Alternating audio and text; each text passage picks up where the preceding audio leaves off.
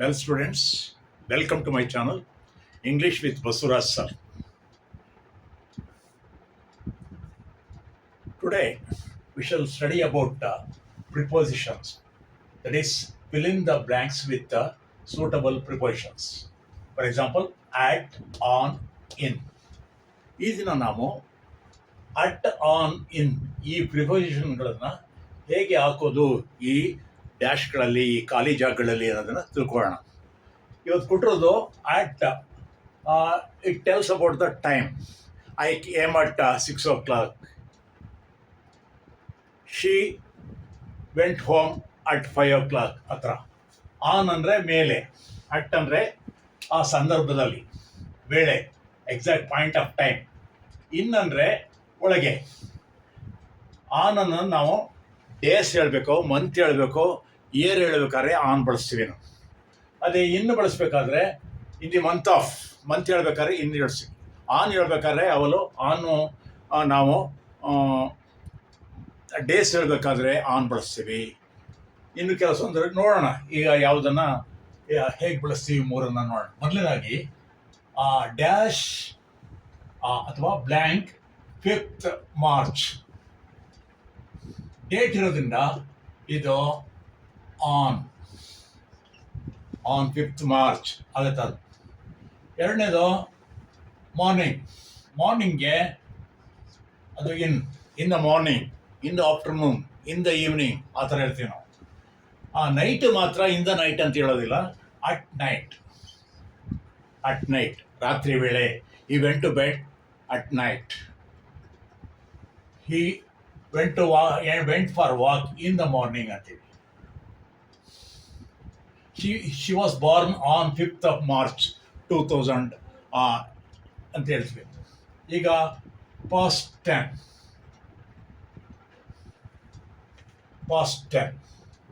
at past tense. Tuesday, on Tuesday. ಡೇಸ್ಗೆ on Tuesday ಹೇಳ್ತೀವಿ ನಾವು. ಡೇಸ್ಗೆ ಆನ್ ಟ್ಯೂಸ್ಡೇ ಹೇಳ್ತೀವಿ.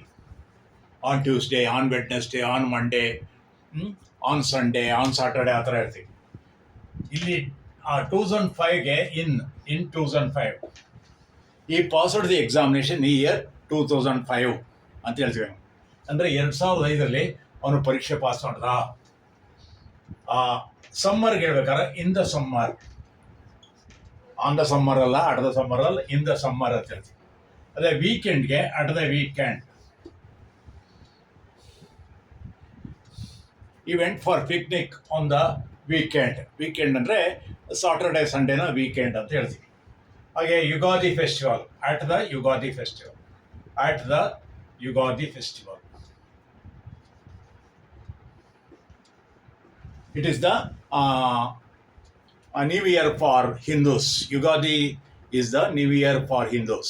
Just like January 1st is the New Year for Christians. Yugadi is the New Year for Hindus. Next, winter. Winterಗೆ in the winter. Winter ಅಂದರೆ ಚಳಿಗಾಲ. In ವೇಳಕ್ಕೆ ಇಂಟಾಗ್ತದೆ. ಇನ್ ವಿಂಟರ್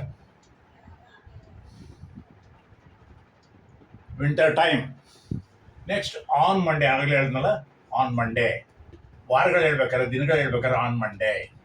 ಟೈಮ್ ಹೇಳ್ಬೇಕಾದ್ರೆ ಅಟ್ 12:30 PM.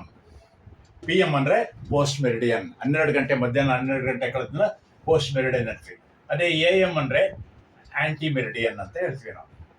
ರಾತ್ರಿ 12 ಗಂಟೆಯಿಂದ ಶುರು ಆಗುತ್ತಲ್ಲ, ಮಧ್ಯರಾತ್ರಿಯಿಂದ, ಅದಕ್ಕೆ AM ಅಂತ ಹೇಳ್ತೀವಿ. PM ಅಂದರೆ ಪೋಸ್ಟ್ ಮೆರಿಡಿಯನ್, AM ಅಂದರೆ ಆ್ಯಂಟಿ ಮೆರಿಡಿಯನ್. ಈಗ ನೂನ್ಗೆ ಮಧ್ಯಾಹ್ನ 12 ಗಂಟೆಗೆ at noon. Next in the evening, ಸಂಜೆ ವೇಳೆಗೆ in the evening. At the moment, ಆ ಕ್ಷಣದಲ್ಲಿ. At the moment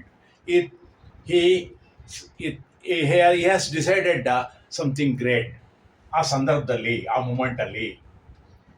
Park bench, on the park bench. An old man sat on the park bench in the corner of the park. On the park bench. Christmas, at the Christmas time. Christmas is the festival for Christians. Christmas. Next school. In the ಇದು at the school ಅಂತೀವಿ. At the school, at the hospital ಹಾಗೆ ಹೇಳ್ತೀವಿ ನಾವು. ಆದರೆ in the class room ಅಂತ ಹೇಳ್ತೀವಿ. Next I will return here in 15 minutes, within 15 minutes or in 15 minutes ಅಂತ ಹೇಳ್ತೀವಿ. A few days, 20 a few days, in a few days you will return a book in a few days, within a few days ಅಥವಾ in a few days ಅಂತ ಹೇಳ್ತೀವಿ. ನೋಡೋದಲ್ಲ ಸ್ನೇಹಿತರೆ, ಹೀಗೆ at, on, ಇನ್ ಇವುಗಳನ್ನು ಹೇಗೆ ಬಳಸುವುದು ಅಂತ ತಿಳ್ಕೊಂಡ್ರಿ. ಈ ಪ್ರಿಪೋಸಿಷನ್ ಅಂದ್ರೆ ಏನು? What is the preposition? Preposition is A word that has been placed before the noun or pronoun and that makes a relationship with the other words of the sentence. Preposition ಅನ್ನೋದು noun ಅಥವಾ pronoun ಮುನ್ಗಡೆ ಹಾಕಬೇಕಾಗುತ್ತೆ. ಅದು ಮಿಕ್ಕ ಪದಗಳ ಜೊತೆಗೆ ಸಂಬಂಧವನ್ನ ಏರ್ಪಡಿಸುತ್ತೆ. ಉದಾಹರಣೆ ನೋಡಿ, ಈ ಕೇಮ್ ಆನ್ ಮಂಡೇ, ಆತ ಅವನು ಸೋಮವಾರ ಬಂದ. ಅಲ್ಲಿ ಆನ್ ಅನ್ನೋದು ಸೋಮವಾರಕ್ಕೆ ಮತ್ತು ಹೀಗೆ ಸಂಬಂಧವನ್ನ, ವೆನ್ ಡಿಡ್ ಹಿ ಕಮ್ ಅಂದ್ರೆ he came on a Monday ಅಂತ ಹೇಳ್ತೀವಿ. ಹೀಗೆ ನಾವು ಪ್ರಿಪೋಸಿಷನ್ನ ವರ್ಡ್ಸನ್ನು ಈ ಪ್ರಿಪೋಸಿಷನ್ ಯೂಸ್ ಮಾಡೋದು ಹೇಗೆ ಅಂತ ನಾವು ತಿಳ್ಕೊಂಡು, ಈ ಥರ ಸುಮಾರು ಒಂದು more than 50 prepositions are there in English. Now we have learnt out of those we have learnt mainly 3 prepositions. ನೋಡಿದ್ರಲ್ಲ ಸ್ನೇಹಿತರೆ, ನಿಮಗೆ ನನ್ನ ಈ ವಿಡಿಯೋ ಇಷ್ಟ ಆದರೆ ಲೈಕ್ ಮಾಡಿ, ಶೇರ್ ಮಾಡಿ. ಹಾಗೆಯೇ ಇದುವರೆಗೂ ನೀವು ಸಬ್ಸ್ಕ್ರೈಬ್ ಆಗದಿಲ್ಲ ಅಂದರೆ ಈಗ ಸಬ್ಸ್ಕ್ರೈಬ್ ಆಗಿಬಿಡಿ ಅಂತ ಹೇಳ್ತಾ ನಿಮ್ಮೆಲ್ರಿಗೂ ಕೂಡ ಧನ್ಯವಾದವನ್ನು ಅರ್ಪಿಸ್ತೇನೆ. Thank you.